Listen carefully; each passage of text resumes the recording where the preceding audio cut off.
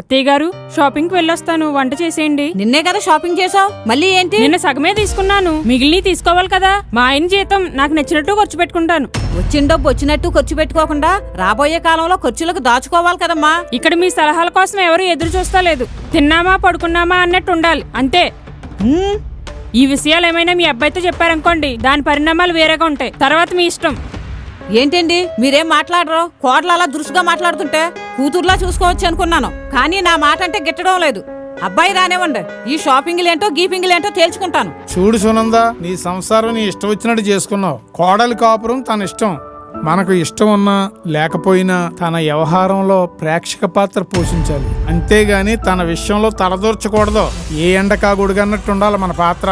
కూతురులా చూసుకుంటాను అంటున్నావు, కోడల్ని ఎప్పుడు కూతురుగా ట్రీట్ చేయకూడదు. ఎందుకంటే కూతురుని అన్నట్టు కోడలనంటే పడుతుందా? అలా అనే హక్కు అత్తమామలుగా మనకు లేదు. కోడల్ని ఎప్పుడూ కూడా ఒక ఫ్రెండ్గా చూడాలంతే. మీ మాటలు చాలా విడ్డూరంగా ఉన్నాయి. ఫ్రెండ్గా చూడాలంట, ఫ్రెండ్గా. అలా చూడని పక్షంలో మన ఊరు పోదాం, నడు, అక్కడ ఉందాం. అమ్మో, నా కొడుకుని చూడకుండా నేను ఉండలేను. అయితే కోడల విషయంలో తలదూర్చుకో.